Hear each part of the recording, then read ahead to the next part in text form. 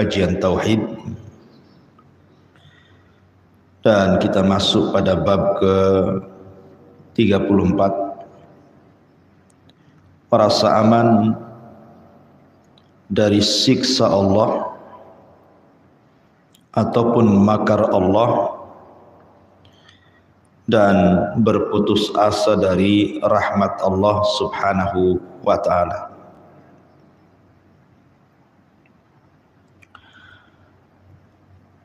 Kemudian pengarang kitab ini mencantumkan beberapa dalil, di antaranya firman Allah Subhanahu wa taala surah Al-A'raf ayat 99, afa aminu makrallah fala ya'manu makrallah illal qaumul khasirin Maka apakah mereka merasa aman dari azab Allah? Sesungguhnya tidak ada yang merasa aman dari azab Allah kecuali orang-orang yang rugi. Dan Allah Subhanahu wa taala mengatakan dalam surah Al-Hijr ayat 56, wa man yaqnut min rahmati rabbih illa dhalun. Dan tiada yang berputus asa dari rahmat Rabbnya kecuali orang-orang yang sesat. Kemudian diriwayatkan juga dari Ibnu Abbas radhiyallahu anhuma, ketika ditanya tentang dosa-dosa besar, walaupun sebagian ulama menganggap sanadnya lemah, maka Nabi SAW kemudian menjawab, asyirku billahi wal ya'su min rauhillahi wal amnu min makrillahi. Di antara dosa besar adalah syirik kepada Allah, berputus asa dari rahmat Allah, dan merasa aman dari makar Allah Subhanahu wa ta'ala. Kemudian juga disebutkan oleh Abdul Razzaq, diriwayatkan dari sahabat Abdullah bin Mas'ud radhiyallahu anhu, dia berkata, akbarul kabair asyirku billah wal amnu min makrillah wal qunutu min rahmatillah wal ya'su min rauhillah. Dosa-dosa besar yang paling besar adalah menyekutukan Allah, merasa aman dari siksa Allah, berputus asa harapan dari rahmat Allah, dan berputus asa dari pertolongan Allah Subhanahu wa ta'ala. Taib. Pagi ini kita akan membahas dua perkara. Pertama, merasa aman dari makar Allah Subhanahu wa ta'ala atau siksa Allah, dan kebalikannya berputus asa dari rahmat Allah Subhanahu wa ta'ala. Ma'asyiral muslimat yang dimuliakan Allah Subhanahu wa ta'ala,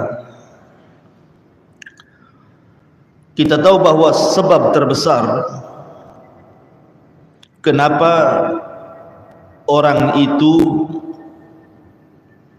gemar melakukan maksiat, kecanduan dengan maksiat, tidak mau berhenti dengan maksiat, penyebabnya adalah karena dia merasa aman dari makar Allah, atau dengan kata lain, karena dalam hatinya tidak ada rasa takut kepada Allah Subhanahu wa ta'ala. Ini yang menyebabkan kenapa orang itu tidak mau berhenti dari maksiat.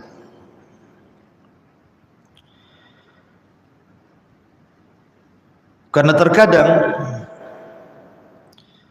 apabila ada orang yang kemudian ibadahnya kurang, bahkan sama sekali tidak beribadah kepada Allah Subhanahu wa taala, maksiatnya banyak, tetapi kehidupannya secara zahir nampaknya senang saja, sehat-sehat saja, usahanya lancar, ketawa-ketawa saja, dan begitu seterusnya. Sehingga kemudian ada orang yang menjadikan dalil, buktinya si fulan tidak salat, tidak baca Quran, tidak hadir di majlis ta'lim, tidak ada apa-apa, tidak ada musibah yang menimpanya. Akhirnya orang-orang pun mulai mengikuti langkah dan contoh si fulan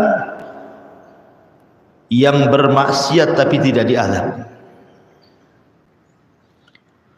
Lihat perkataan orang-orang saat melihat Qarun keluar dengan kemegahannya.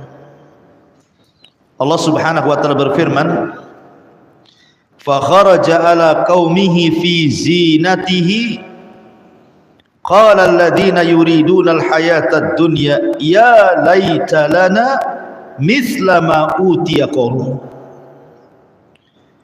Maka ketika Qarun keluar kepada kaumnya dengan kemegahan, orang-orang yang tidak menginginkan, orang-orang yang rakus menginginkan kehidupan dunia berkata, mudah-mudahan kita mempunyai harta kekayaan seperti apa yang diberikan Allah kepada Qarun. Dan kebanyakan manusia seperti itu. Kebanyakan manusia seperti itu. Mereka merasa aman dari makar Allah karena melihat orang lain juga tidak ditimpakan musibah. Padahal mereka tidak salat, mereka tidak ibadah, kok hidupnya tenang-tenang saja. Maka akhirnya dia pun mengucapkan seperti ucapan Qarun, seperti ucapan orang-orang yang melihat Qarun, ya laita lana mithla ma utiya Qarun. Mudah-mudahan kita mempunyai harta kekayaan seperti apa yang diberikan kepada Qarun. Akhirnya kemudian tanpa melihat bagaimana orang itu berhasil, bagaimana orang itu bekerja dari awal sehingga jadi kaya raya, sehingga menjadi pejabat dan begitu seterusnya, dia pun mengikuti jejak orang itu tapi dengan cara yang keliru, menghalalkan segala cara. Persis seperti sabda Nabi SAW, sayati alaikum zaman la yubalil mar'u bima akhadal mal. Akan datang zamannya di mana orang-orang tidak peduli saat mengambil hartanya, saat mengambil kekayaannya, amin halalin amin haramin, ataukah dia mengambil dari yang haram ataukah dari yang halal, enggak peduli. Yang penting dia bisa kaya seperti dia, bisa punya pangkat jabatan seperti dia. Akhirnya dia merasa aman dari makar Allah dan tidak takut kepada Allah Subhanahu wa taala. Itulah penyebab terbesar kenapa orang tidak peduli dan peduli dengan maksiat, karena tidak ada rasa takut dalam hatinya yang menimbulkan merasa aman dari makar Allah Subhanahu wa taala. Ma'asyiral muslimat yang dimuliakan Allah Subhanahu wa taala. Padahal kalau seandainya kita masih memandang bagaimana kisah Qarun. Qarun itu, Bu, pada awalnya dia adalah pengikut Nabi Musa. Bahkan diceritakan bahwa Qarun ini seorang munawir, orang yang memiliki bacaan Taurat yang paling indah di zamannya. Orang suka dengan Qarun. Akhirnya kemudian saat dibukakan kepada Qarun kekayaan yang membentang di hadapannya, sehingga Qarun menjadi kaya raya, akhirnya lupa diri. Begitulah kekayaan terkadang melupakan dirinya. Kalla innal insana la yatgha an ra'ahus taghna. Terkadang orang mudah melampaui batas ketika Allah Subhanahu wa taala berikan kecukupan kepadanya. Akhirnya kemudian Qarun ini dinasihati baik-baik. Kemudian dikatakan kepada Qarun, la tafrah innallaha la yuhibbul farihin. Qarun, jangan senang dulu, karena Allah Subhanahu wa taala tidak suka kepada orang-orang yang menyombongkan dirinya. Allah tidak suka dengan orang-orang yang menyombongkan dengan hartanya. Wabtaghi fima ataqallahu daral akhirah wa la tansa nasibaka minad dunya wa ahsin kama ahsanallahu ilaik wa la tabghi al fasada fil ar innallaha la yuhibbul mufsidin. Kemudian orang-orang baik ini, pengikut Nabi Musa, menasihati lagi, Qarun, carilah pahala negeri akhirat dengan apa yang telah dianugerahkan Allah kepadamu. Artinya hartamu itu gunakan di jalan Allah, tetapi jangan sampai engkau lupa bagianmu di dunia, dan jangan sampai lupa untuk berbuat baik kepada orang lain sebagaimana Allah telah berbuat baik kepadamu. Sebagaimana Allah sudah membentangkan kekayaan kepadamu, maka kau harus berbuat baik kepada manusia. Berikan haknya, hartamu kepada manusia, zakatnya, sedekahnya, dan janganlah kamu berbuat kerusakan di bumi ini, karena sungguh Allah tidak menyukai orang-orang yang melakukan kerusakan. Artinya Qarun itu sudah dinasihati agar jangan sombong, karena Allah tidak suka dengan yang sombong. Jangan merusak di bumi, karena Allah tidak suka orang-orang yang merusak. Sebagaimana Allah telah berbuat baik kepadamu dengan melimpahkan harta, maka kau juga harus berbuat baik kepada manusia. Jadi Qarun ini sudah dinasihati, tetapi mental nasihatnya, dia pun lalai dengan kehidupan dunianya. Hartanya menutupi akal dan juga hatinya. Justru dia menjadi orang yang paling membangkang nabinya. Maka apa yang terjadi ketika Qarun merasa aman dari makar Allah, tidak takut kepada Allah, maka Allah Subhanahu wa taala firmankan, fa khassafna bihi wa bidarihil arda fama kana lahu min fi'atin yansurunahu min dunillah wa ma kana minal muntasirin. Maka kami benamkan si Qarun beserta rumahnya, beserta harta-hartanya ke dalam perut bumi, maka tidak ada baginya satu golongan pun yang akan menolongnya selain Allah, dan tidak termasuk orang-orang yang dapat membela dirinya di hadapan Allah.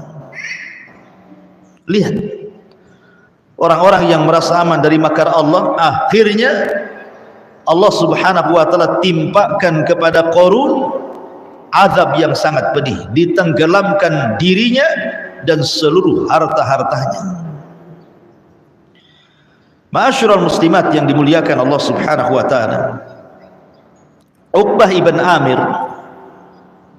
radhiyallahu an mendengar hadis dari Nabi sallallahu alaihi wasallam. Kata Nabi sallallahu alaihi wasallam, "Idza ra'aitallaha yu'til 'abda minad dunya 'alal ma'asihi ma yuhibbu fa innama huwa istidrajuh." Perhatikan di sini. Apabila engkau melihat Allah memberikan kepada hambanya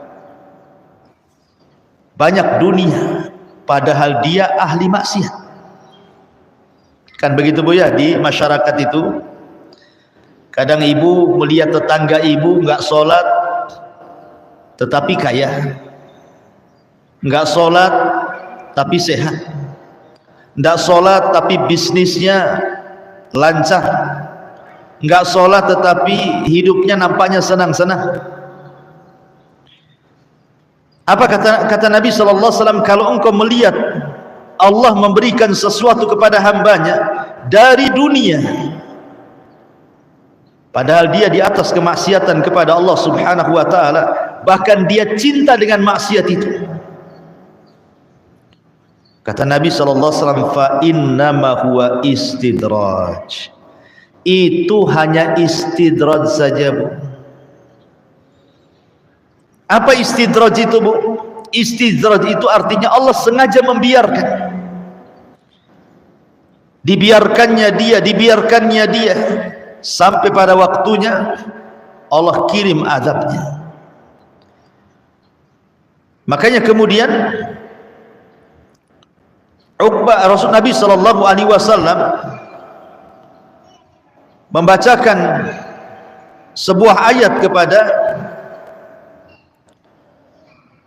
kita semuanya setelah mengatakan seperti itu, falamma nasu ma dzukkiru bih fatahna alaihim abwaaba kulli syai'in hatta idza farihu bima utu akhadnahum baghtatan fa idza hum mublisun. Maka ketika mereka melupakan peringatan yang telah diberikan kepada mereka, kami pun membukakan semua pintu kesenangan untuk mereka. Ketika mereka melupakan peringatan yang telah diberikan kepada mereka, kata Allah, kami pun membukakan semua pintu kesenangan untuk mereka. Mereka tidak salat, mereka maksiat, tapi mereka senang dengan dunia, dibukakan dunia lebar-lebar kepadanya. Tetapi apa yang terjadi? Sehingga ketika mereka bergembira dengan apa yang telah diberikan kepada mereka dari Allah, akhadnahum baghtatan fa idzahum mublisun, maka siksa mereka Allah atau kami siksa mereka secara tiba-tiba, maka ketika itu mereka terdiam berputus asa. Begitulah Allah subhanahu wa ta'ala terkadang membiarkan orang itu di atas kesenangan dulu, di atas kesenangan dulu, setelah kemudian merasa senang, merasa sombong, merasa tidak takut, merasa kemudian aman dari makar Allah subhanahu wa ta'ala, maka Allah subhanahu wa ta'ala akan mengirim azabnya sekonyong-konyong. Baru tahu kalau Allah subhanahu wa ta'ala ala kulli syai'in qadir, atas segala sesuatu maha mampu. Perhatikan sebuah kisah, Bu, yang disebutkan oleh Allah dalam surah Al-Qalam. Ini menunjukkan bahayanya merasa aman dari makar Allah. Allah subhanahu wa ta'ala berfirman, inna balawnahu kama balawna ashabal jannati idh aqsamu la yaslimunnaha musbihin wa la yastathnun fatafa 'alaiha ta'ifun min rabbika wa hum na'imun fa asbahat kassarin fatanadaw musbihin anigdu ala harthikum in kuntum sarimin fantalaqu wa hum yatakhafatun alla yadkhulannaha al-yawma 'alaykum miskin wa ghadaw ala hardin qadirin falamma ra'awha qalu inna ladhalun bal nahnu mahrumun qala awsatuhum alam aqul lakum laula tusabbihun qalu subhana rabbina inna kunna zalimin fa aqbala ba'duhum ala ba'di yatalawamun qalu ya wailana inna kunna taghin asa rabbuna an yubdilana khairan minha inna ila rabbina raghibun. Jadi ada kisah, Bu, begini kisahnya. Di zaman dulu ada orang kaya, kaya raya, tetapi dia orang baik, Bu. Orang kaya ini orang baik. Dia punya kebun yang sangat luas sekali, dipenuhi dengan buah-buahan. Apabila datang waktu panen, maka dia akan undang orang-orang miskin untuk memetik buah-buahan tersebut. Jadi dia mendahulukan orang-orang miskin biar mengambil yang baik-baik. Setelah orang-orang miskin itu mengambil jatah-jatah mereka, kemudian pergi, barulah kemudian pemilik kebun ini memanennya, kemudian menjualnya. Tapi dengan cara itu Allah lapangkan kekayaannya. Karena bagaimanapun dalam syariat Islam, ma naqasa min mali sadaqah, tidak mungkin berkurang harta yang disedekahkan. Mana ada hari ini orang punya kebun, sebelum orang yang punya kebun memanennya, dia datangkan orang-orang miskin, suruh petik-petik sendiri. Kemudian setelah dipetik yang baik-baik, kemudian orang-orang miskin sudah mendapatkan jatah, kemudian pulang, baru kita yang memanennya. Mana ada hari ini kayak gitu, Bu. Tapi ini terjadi di zaman dulu. Akhirnya kemudian meninggallah orang kaya yang baik ini, punya anak 5, yang 4 jahat, yang 1 baik. Yang tengah-tengah ini baik, yang nomor 3 ini, yang nomor 1, nomor 2 jahat, yang nomor 3 baik, nomor 4, nomor 5 jahat. Jadi akhirnya kemudian yang 4 anaknya ini mengatakan, bapak kami ini bodoh. Ngapain orang-orang miskin itu dikasih jatah? Coba kalau seandainya kita jual semua hasilnya, tentu kita akan kaya dan semakin kaya. Akhirnya kemudian mereka pun bermakar, membuat tipu daya. Dengan cara apa? Mereka akan datang pagi-pagi buta sebelum orang-orang miskin datang, dan mereka akan memanennya duluan sebelum orang-orang miskin tiba. Dan mereka mengatakan tidak akan memberi sedikit pun bagian kepada orang miskin. Ada saudaranya yang baik, yang tengah-tengah, menasihati jangan seperti itu, bapak kita tidak seperti itu. Tetapi yang 4 bersaudaranya, mereka kompak untuk tidak lagi memberikan jatah kepada fuqara wal masakin, bakhil. Maka apa yang terjadi? Perhatikan ayatnya. Inna balawnahum kama balawna ashabal jannati idh aqsamu la yasrimunnaha musbihin. Sungguh kami telah menguji mereka sebagaimana kami telah menguji pemilik-pemilik kebun ketika mereka bersumpah pasti akan memetik hasilnya di pagi hari.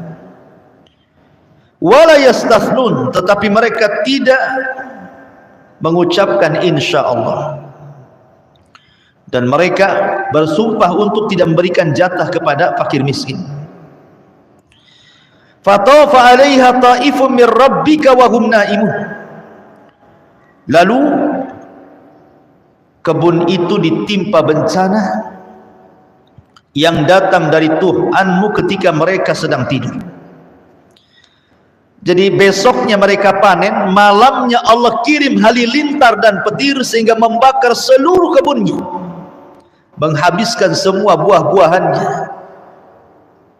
Tidak tersisa, tidak ada yang bisa diambil dari kebun itu. Fa asbahat kassarim, maka jadilah kebun itu hitam seperti malam yang gelap gulita karena terbakar. Fatanadaw musbihin, lalu pagi harinya, mereka ini kan nggak tahu, Bu, bahwa kebunnya sudah terbakar. Fatanadaw musbihin, lalu pada pagi harinya mereka saling memanggil, ayo cepat, ayo bangun, bawa peralatan kita ke kebun, kita akan panen sebelum orang miskin datang, katanya. Anikdu ala harthikum in kuntum sharimin, pergilah pagi-pagi ke kebun kalian jika kalian hendak memetik hasilnya, ayo cepat sebelum orang-orang miskin datang. Fantalaku, mereka pun berangkat. wa hum yatakhafatun, sambil berbisik-bisik. Apa bisikannya? Alla yadkhulanna al-yawma 'alaikum miskin. Pada hari ini jangan sampai ada orang miskin masuk ke kebun kita. Wa ghadaw ala hardin qadirin. Dan berangkatlah mereka pada pagi hari dengan niat menghalang-halangi orang miskin, padahal mereka mampu untuk bersedekah kepada orang-orang miskin. Mereka kaya, mereka sanggup memberikan kepada orang miskin dan tidak mengurangi harta mereka. Tapi karena bakhil, tidak punya rasa takut kepada Allah, tidak membalas nikmat dengan syukur, merasa aman dari makar Allah, falamma ra'auha, ketika mereka melihat kebunnya yang sudah terbakar habis tidak tersisa, qalu, mereka mengatakan, inna ladhalun, sungguh kita benar-benar tersesat. Oh, ini bukan kebun kita, kita salah nih, ini kebun orang nih. Akhirnya kemudian dia cari lagi kebunnya, datang lagi ke situ. Dia cari lagi kebunnya, datang lagi ke situ. Memang itu kebunnya yang sudah terbakar. Akhirnya mereka mengatakan, bal nahnu mahrumun, bahkan kita tidak memperoleh apapun. Makanya orang yang tengah-tengah dari anak si bapak kaya yang baik ini mengatakan, qala awsatuhum, berkatalah seseorang yang paling bijak di antara mereka, alam aqul lakum laula tusabbihun, bukankah telah kukatakan kepada kalian, mengapa kalian tidak bertasbih, memuja Tuhan, bersyukur kepada Allah, memberikan jatah kepada fuqara wal masakin. Qalu subhana rabbina inna kunna zalimin, mereka mengucapkan maha suci Tuhan kami, sungguh kami adalah orang-orang yang zalim. Maka fa'aqbala ba'duhum ala ba'di yatalawamun, lalu mereka sesama mereka saling menyalahkan. Qalu ya wailana inna kunna taghin, baru mereka sadar dan mereka katakan, celaka kita, sesungguhnya kita orang-orang yang melampaui batas. Asa rabbuna an yubdilana khairan minha inna ila rabbina raghibun. Mudah-mudahan Tuhan memberikan ganti kepada kita dengan kebun yang lebih baik daripada yang ini. Sungguh kita mengharap ampunan Tuhan kita. Kadzalikal adzab, seperti itulah azab dunia. Wala adzabul akhirati akbar, dan azab akhirat jauh lebih besar. Lau kanu ya'lamun, kalau mereka paham dan tahu hakikat azab akhirat. Beginilah nasib-nasib orang yang merasa aman dari makar Allah. Maka jangan pernah aman dari makar Allah. Azab dunia saja sudah pedih, apalagi azab akhirat. Makanya orang-orang yang merasa aman dari makar Allah, dari azab Allah, baik azab dunia ataupun akhirat ini, harusnya mereka itu melihat bagaimana Nabi SAW bersabda ketika Nabi SAW suatu hari tidak suka makan, tidak suka minum, murung, sehingga sahabat bertanya, ada apa engkau wahai Rasul? Rasanya ada sesuatu pada dirimu. Kata Nabi SAW, kaifa un'am wa qad iltaqa masahibu qarnin qarna. Bagaimana saya bisa merasakan nikmat hidup, kata Rasul, kalau pemilik sangkakala Israfil sudah meletakkan moncongnya di mulutnya dan siap ditiupkan untuk kiamat besar, kehancuran alam semesta. Bagaimana mungkin orang bisa merasa aman dari makar Allah? Bahwa di sana ada kiamat, di sana ada azab kubur, di sana ada hari kebangkitan, di sana ada hari matahari didekatkan di atas kepala, di sana ada hari di mana keringat dicucurkan, di sana ada hari di mana timbangan-timbangan akan dibentangkan, catatan-catatan akan diterbangkan, kemudian jembatan akan dibentangkan di neraka jahanam. Kenapa kita tidak takut dengan makar Allah? Ma'asyiral muslimat yang dimuliakan Allah Subhanahu wa taala, maka bahaya orang yang merasa aman dari makar Allah subhanahu wa ta'ala. Karena begini Bu, di dunia saja kita bisa melihat ya, rata-rata musibah yang ditimpakan Allah, baik banjir, tsunami, gempa, angin puting beliung, dan macam-macam yang kita saksikan di negara kita atau di negara orang. Itu rata-rata kalau musibah itu datang Bu, itu rata-rata di waktu ketika manusia sedang tidur, sedang lalai. Rata-rata musibah itu datang di saat manusia sedang bermain-main, tidak sadar kalau musibah akan datang. Kan begitu Bu, lihat. Kenapa banyak orang mati saat gempa? Karena orang itu tidak tahu akan ada gempa. Kenapa banyak orang mati saat tsunami? Karena orang itu tidak tahu saat tsunami, bahwa tsunami akan datang, bahwa angin puting beliung akan datang, bahwa banjir akan datang. Kalau orang sudah tahu kan pasti menyelamatkan diri Bu, nggak ada orang yang mati kan. Makanya Allah subhanahu wa ta'ala mengatakan, afa amina ahlul qura an ya'tiyahum ba'suna bayata wa hum naimun awa amina ahlul qura an ya'tiyahum ba'suna duha wa hum yal'abun. Maka apakah penduduk negeri ini merasa aman dari siksa kami yang datang malam hari ketika mereka tidur? Ataukah penduduk negeri ini merasa aman dari siksa kami saat datang sementara mereka sedang bermain-main? Afa aminu makrallah fala ya'manu makrallah illal qaumul khasirun. Atau apakah mereka merasa aman dari siksa Allah yang datang tidak terduga? Tidak ada yang merasa aman dari siksa Allah kecuali orang-orang rugi. Terkadang ada orang yang mati saat terjadi musibah itu tidak sempat bertobat Bu, tidak sempat dia sholat. Dia tidak pernah sholat tapi ngaku Islam. Saat datang tsunami, saat datang gempa, saat datang banjir, tidak sempat sholat, dia mati. Tidak sempat taubat, dia mati. Tidak sempat mengembalikan hak orang lain yang diambilnya. Tidak sempat dia meminta maaf kepada orang yang dizaliminya. Tidak sempat dia memperbaiki dirinya, mengeluarkan hak hartanya dari sedekah dan zakatnya. Tidak sempat apa-apa. Tiba-tiba kemudian datang kematian kepadanya. Apa yang terjadi? Su'ul khatimah. Dia mati di atas keburukan. Apa ini yang diinginkan? Itulah bahayanya kalau orang tidak takut kepada Allah, dan kalau orang itu merasa aman dari makar Allah subhanahu wa ta'ala.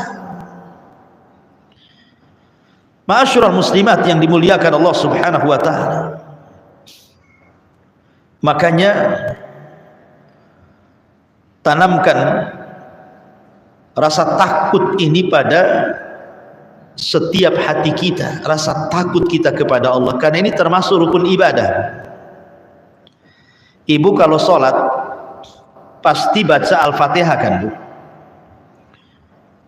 Pasti semua orang yang sholat itu baca Fatihah, enggak mungkin enggak baca Fatihah, ya kan? Baik sholat wajib ataupun sholat sunnah, karena Fatihah itu rukun. Ibu tahu enggak bacaan Al-Fatihah di awal-awal itu? Allah mengatakan Alhamdulillahi Rabbil Alamin Ar-Rahmanir Rahim Maliki Yaumiddin. 3 ayat pertama ini bicara tentang rukun ibadah hati. Alhamdulillahi Rabbil Alamin melahirkan perasaan cinta kita kepada Allah, karena tidaklah Allah dipuji oleh kita kecuali karena kita cinta dengan Allah, makanya kita puji Allah. Karena orang yang membenci tidak mungkin memuji. Lahirlah cinta. Ar-Rahmanir Rahim, Allah Maha Penyayang lagi Maha Pengasih. Dari Ar-Rahman dan Rahim lahirlah sifat rahmat. Dari sifat rahmat ini lahirlah roja, harapan. Karena Allah itu Rahim, ada harapan kita kepada Allah Azza wa Jalla, meminta apa yang ada di sisi Allah Subhanahu wa ta'ala, karena Allah Rahim. Kemudian Maliki Yaumiddin, disinilah ada pelajaran takut. Kita harus takut kepada Allah. Kenapa? Karena Allah itu Maliki Yaumiddin. Dia adalah raja di hari kebangkitan. Ketika alam semesta dihancur-hancurkan selama 40, apakah 40 hari, 40 bulan, 40 tahun, wallahu alam. Tapi jarak tiupan sangkakala pertama ke kedua itu 40 jaraknya. Allah hancurkan semuanya. Allah tumpahkan lautan ke daratan. Allah jatuhkan bintang dan alam semesta yang ada di langit. Bahkan Allah gulung langit, Allah gempakan bumi, Allah terbangkan gunung, Allah binasakan manusia, jin dan juga para malaikat. Ketika tidak ada makhluk kecuali yang Allah kecualikan, Allah mengatakan apa? Limanil mulkul yaum. Limanil mulkul yaum. Tahukah kamu kerajaan ini milik siapa, kata Allah? Tidak ada yang menjawab karena tidak ada makhluk. Sudah binasa semuanya. Maka Allah jawab sendiri, lillahil wahidil qahhar. Kerajaan ini milik yang satu dan maha perkasa. Dialah Allah, Maliki Yaumiddin. Lahir perasaan takut. Takut kepada Allah Subhanahu wa ta'ala. Karena takut ini adalah ibadah hati. Artinya harapan dan takut ini tidak boleh dihilangkan. Karena itu sama dengan kedua sayap burung, dan kepalanya adalah al-hub, perasaan cinta kepada Allah Subhanahu wa ta'ala. Ini penggalan yang pertama dari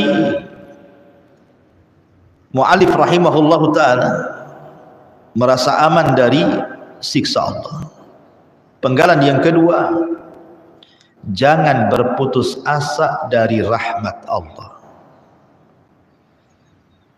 Dan ini kebalikannya. Kalau merasa aman dari makar Allah, maka orang ini tidak punya rasa takut. Tetapi kalau berputus asa dari rahmat Allah, artinya orang ini sudah hilang perasaan harapannya kepada Allah. Putus asa. Dan dua-duanya dosa besar. Tidak boleh. Adapun putus asa dari rahmat Allah Subhanahu wa ta'ala,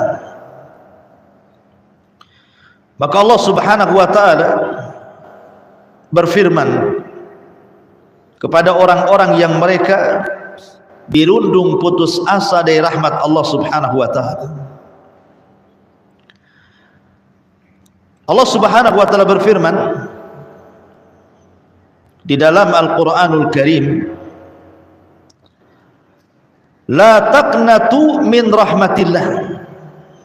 Jangan kalian putus asa dari rahmat Allah Subhanahu wa ta'ala. Putus asa dari rahmat Allah itu terbagi menjadi dua. Putus asa dari rahmat Allah itu terbagi menjadi dua. Pertama, putus asa dari perkara akhirat. Yang kedua, putus asa dari perkara dunia. Apa bedanya? Kalau putus asa dari perkara akhirat,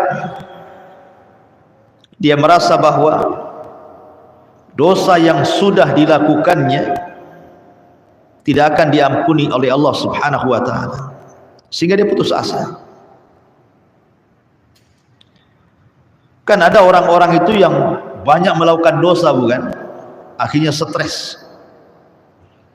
Gimana caranya saya mati? Apakah saya bisa masuk surga atau tidak? Bagaimana nanti di kuburan? Bagaimana ini dan itu? Ketakutan dia. Akhirnya bertobat pun tidak, yang ada stres. Itu putus asa dari akhirat namanya. Dia tidak paham bahwa Allah itu Ghafurur Rahim. Allah itu Maha Pengampun dan Maha Penyayang bagi hamba-hambanya. Kita lihat satu kisah, Bu.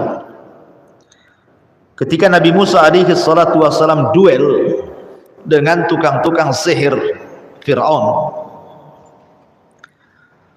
Akhirnya kemudian Musa berhasil mengalahkan tukang-tukang sihir Fir'aun itu. Itu bukan tukang sihir biasa, Bu. Itu tukang sihir pilihan.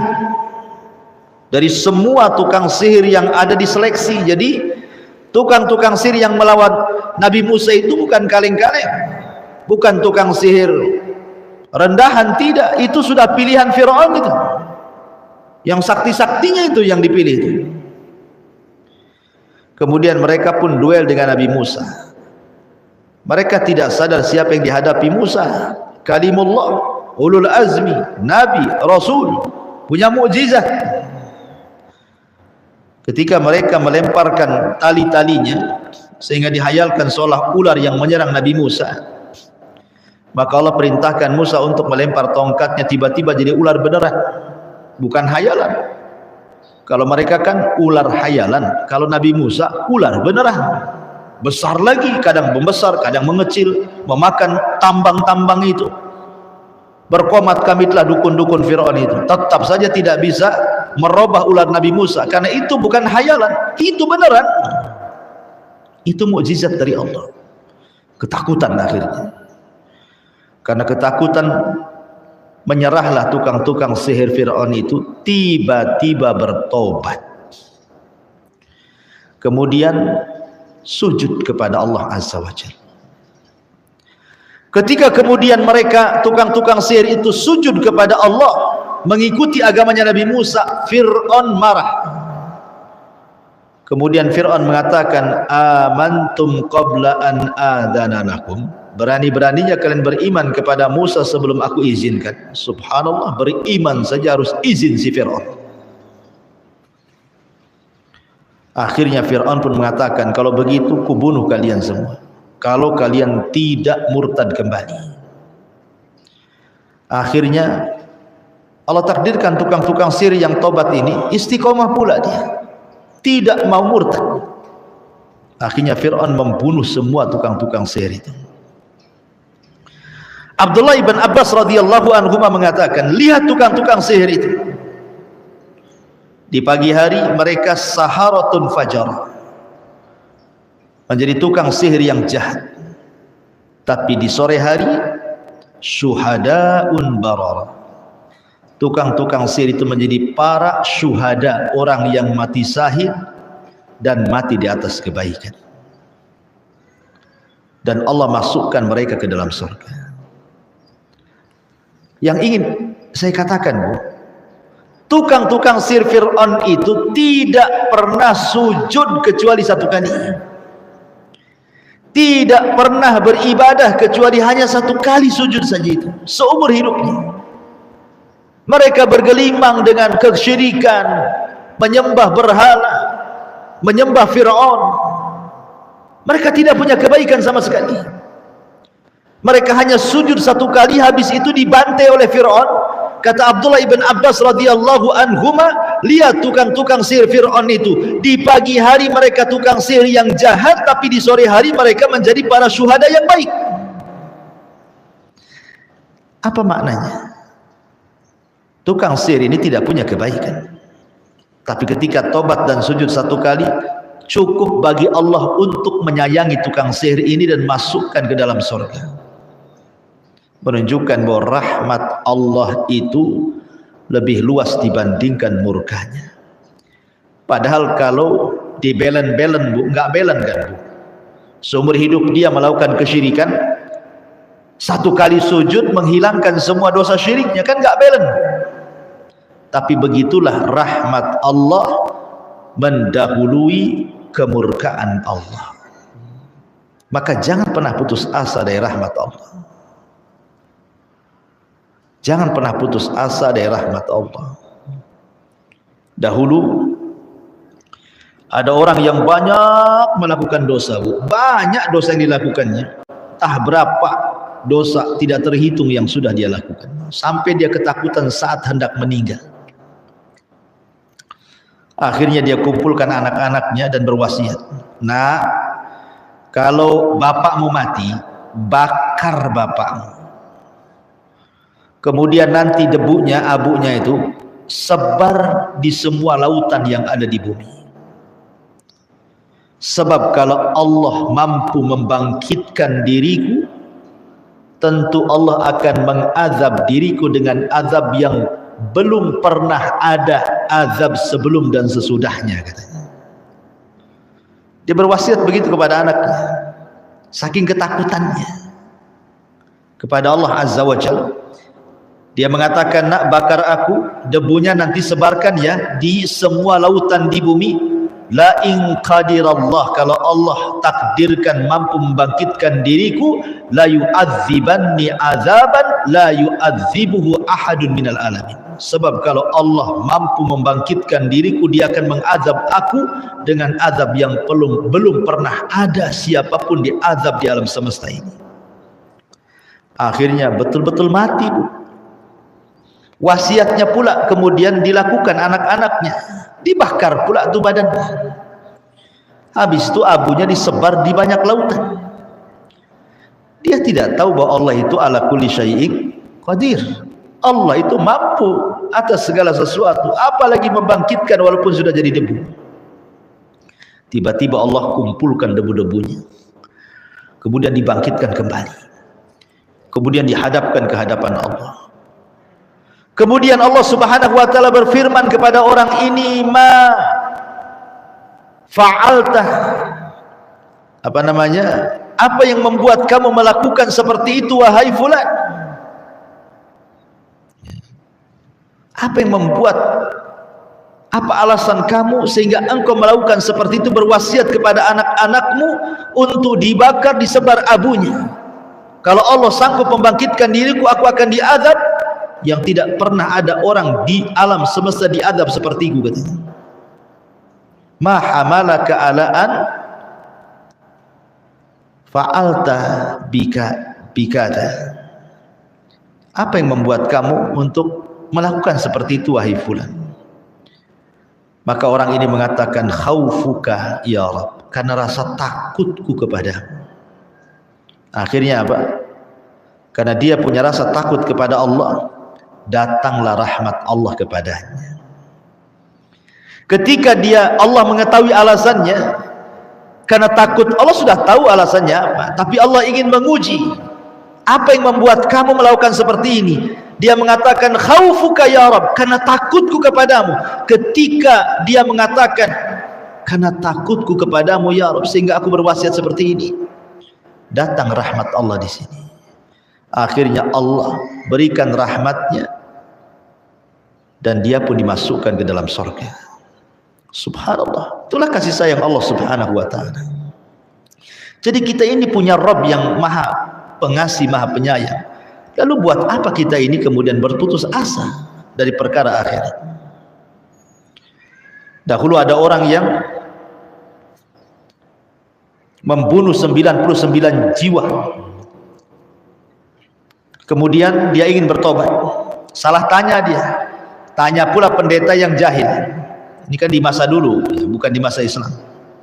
Kata pendeta yang jahil ini, oh, kamu tidak ada ampunan, kau sudah banyak bunuh orang, 99 nyawa kau bunuh, mana ada lagi ampunan? Ampunan sudah tertutup. Marah dia, Bu. Dibantainya pendeta itu genap 100. Tapi dia tidak putus asa. Dia cari lagi orang yang bisa ditanya. Berjumpa pula dengan orang alim, pendeta tapi alim yang satu ini. Yang tadi pendeta jahil, ini yang satu alim. Ditunjukkanlah sama pendeta alim ini, kalau kau ingin bertobat, di sono ada desa semuanya orang alim, orang soleh, belajar kau di sana. Mudah-mudahan Allah terima tobatmu.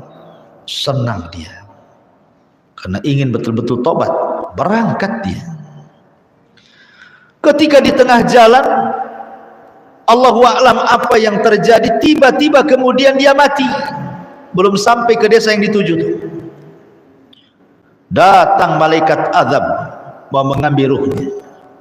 Ketika ruh itu hendak diambil malaikat azab, datang pula malaikat rahmat hendak mengambil ruhnya. Rebutanlah antara malaikat azab dan malaikat rahmat tentang ruh anak yang mau tobat ini, yang sudah membunuh 100 jiwa ini. Kata malaikat azab, dia pantas masuk neraka. 100 jiwa sudah dia bunuh.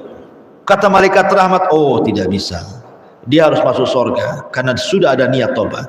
Rebutan. Akhirnya Allah subhanahu wa ta'ala putuskan dan mengutus malaikat hakim. Akhirnya mengatakan, sudah gini saja, ukurlah antara kematiannya dengan desa yang dituju, dengan kematiannya dengan orang yang ditanya, orang alim yang ditanya. Sebenarnya secara jarak kematian dia dengan orang yang alim yang ditanya itu lebih dekat. Artinya malaikat azab berhak dengan ruhnya. Tetapi karena rahmat Allah, dilipat bumi, didekatkan dengan desa yang dituju, maka malaikat rahmat mengambil ruhnya. Subhanallah. Harusnya dia diambil malaikat azab, tapi dilipat bumi oleh Allah. Menunjukkan apa? Kasih sayang Allah kepada kita. Sebesar apapun dosa yang dilakukan manusia, kalau dia betul-betul datang kepada Allah ingin bertobat, Allah ampuni. Dosa sebesar syirik sekalipun kalau kita bertobat, Allah ampuni.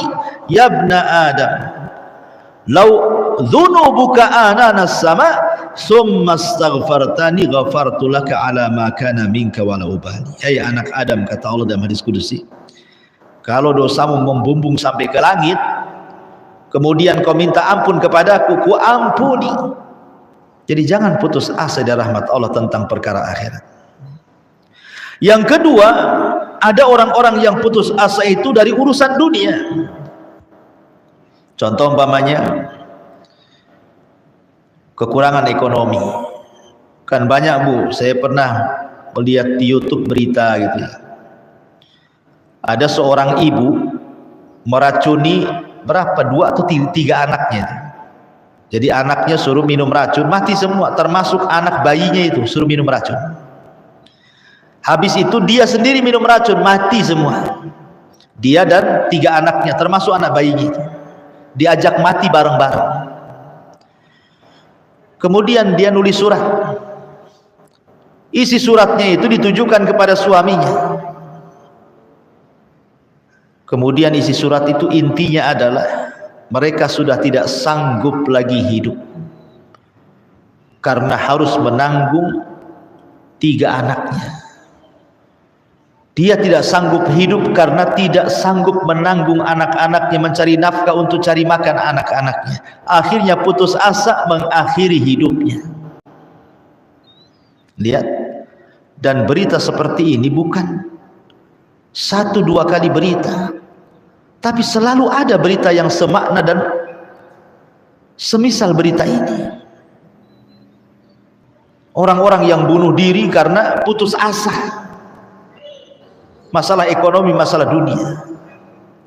Dia tidak yakin bahwa Allah itu rahim. Allah yang mengatakan dalam Al-Quran, nahnu narzukukum wa iyahum, aku loh yang memberikan rizki kepada kalian dan anak-anak kalian. Kita ini hanya berusaha saja melangkah cari, nanti Allah tunjukkan semua ada rizkinya. Wa ma min dabatin fil ardi illa 'ala Allah rizquha, tidak ada binatang yang melata kecuali ada rizkinya, dan Allah tidak mewafatkan seorang hamba kecuali Allah sempurnakan rizkinya. Dan malaikat pembawa rizki utusan Allah tidak mungkin salah alamat saat memberikan rizkinya. Putus asa, ya, putus asa dari rahmat Allah. Ma'asyiral muslimat yang dimuliakan Allah subhanahu wa ta'ala, maka jangan pernah putus asa dari rahmat Allah hanya karena kefakiran. Atau ada juga berita kan, orang sakit parah, ya kalau saya nggak salah itu kasusnya, lupa saya, tapi intinya orang ini sudah sakit bertahun-tahun, mungkin sudah merasa merepotkan anak-anaknya, merepotkan saudaranya, dan dia pun sudah menahun sakitnya, tidak sabar dengan sakitnya. Akhirnya mengakhiri hidupnya.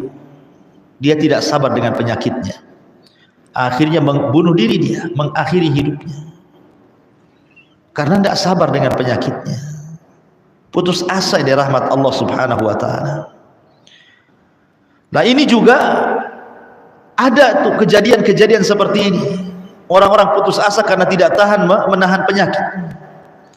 Padahal kalau dia tahu bahwa di balik penyakit itu ada sabar, dan di balik sabar itu ada sorga, dan di balik sabar itu menggugurkan dosa-dosanya, tentu dia akan berusaha untuk sabar, dan Allah akan berikan terbaik kepadanya. Tapi banyak orang yang putus asa dengan rahmat Allah sehingga dia tidak bersabar, akhirnya mengakhiri hidupnya. Ma'asyiral muslimat yang dimuliakan Allah Subhanahu wa taala, ataupun dia tidak sabar dan putus asa ketika dia berdoa kepada Allah tapi kok tidak kunjung diijabah gitu ya. Usahanya gulung tikar terus. Kemudian buka usaha ini gulung tikar lagi. Buka usaha itu gulung tikar lagi. Akhirnya putus asa, jadilah dia penjahat. Kalau gitu saya maling saja dah. Jadi copet aja lah, enak gitu. Yang halal aja susah dicari, apalagi yang haram katanya. Kan ada orang putus asa, ketika dia putus asa cari yang halal, lari ke yang haram. Makanya dahulu kan pernah saya ceritakan di zaman Ali radhiyallahu anhu itu, ada pengemis datang ke rumah Ali minta sesuatu. Kata Ali, tunggu, saya punya uang 4 dirham, dicari-cari lupa dia naruh. Akhirnya pengemisnya putus asa untuk menunggu, nyuri pula pelananya kudanya Ali, pulang dia. Ketika sudah ketemu uangnya, dicari-cari pengemis itu, manalah pengemis tadi itu, rupanya sudah pergi. Datang pembantunya Ali, pelana kudanya dicuri gitu. Kata Ali, ya sudahlah, ini ada uang 4 dinar 4 dirham, kau belilah pelana baru. Akhirnya pembantunya Ali ini pergi ke pasar, cari pelana, dapat pula pelana, harganya sama juga 4.000 dirham. Ketika Ali melihat, lah ini kan pelana kita katanya. Kau dapat dari mana? Dari pasar wahai Ali. Bagaimana sifat-sifat penjualnya? Begini-begini. Allahu Akbar, itu kan pengemis tadi katanya. Coba kalau dia mau bersabar, dia mendapatkan 4.000 dengan cara halal, tapi karena tidak sabar, putus asa, dia pun dapat dengan cara haram. Lihat. Jadi ada orang-orang yang putus asa seperti ini kan. Bahkan ada yang putus asa itu sampai kafir, Bu. Sampai berani dia menggantikan iman dengan kekafiran dong. Ya. Ketika dia nikah dengan orang bule, dengan orang barat, dengan orang seberang gitu kan. Kita perempuannya muslimah, laki-lakinya kafir, non muslim. Tidak sabar dia dengan mempertahankan agamanya, karena tergiur dengan dunia yang ditawarkan suaminya yang kafir itu. Bisa dia pindah agama, Bu. Masya Allah gitu ya. Hanya gara-gara rumah suka jadi, dia bisa tuh melepas Islamnya jadi kafir. Dia tidak tahu bahwa istana di sorga itu tidak ada bandingannya. Jangankan istana, sisir sorga saja lebih baik dibandingkan dunia dan isinya. Bisa dia menukar agamanya karena putus asa, kufur nikmat jadinya. Maka jangan sampai kita ini putus asa dari rahmat Allah Subhanahu wa taala. Lihat para nabi mengajarkan kepada kita untuk tidak putus asa dari rahmat Allah. Nabi Allah Zakaria sudah tua, istrinya sudah tua dan juga mandul. Dia tetap saja berdoa kepada Allah ingin dapat anak. Akhirnya Allah karuniai Yahya ibn Zakaria. Ibrahim sudah tua, istrinya Sarah juga sudah tua, bahkan dikatakan mandul. Tapi Ibrahim tidak berhenti berdoa, terus berdoa. Akhirnya kemudian datang 3 malaikat menghabarkan, fabasyaruhu bigulamin halim. Maka mereka menghabarkan kepada Ibrahim akan lahirnya anak muda yang berakhlak, yang cerdas, Ishak ibn Ibrahim. Jadi para nabi mengajarkan kepada kita untuk tidak putus asa dari rahmat Allah Subhanahu wa taala. Karena 2 perkara ini kata Nabi sallallahu alaihi wasallam, putus asa dari rahmat Allah, kemudian merasa aman dari makar Allah, dua-duanya adalah dosa besar. Sebagaimana perkataan Ibnu Mas'ud, akbarul kabair asyirku billah wal amnu min makrillah wal kunutu min rahmatillah wal ya'su min rauhillah. Dosa besar yang paling besar adalah menyekutukan Allah, merasa aman dari siksa Allah, berputus asa harapan dari rahmat Allah. berputus asa dari pertolongan Allah Subhanahu wa taala. Wallahu a'lam bishawab.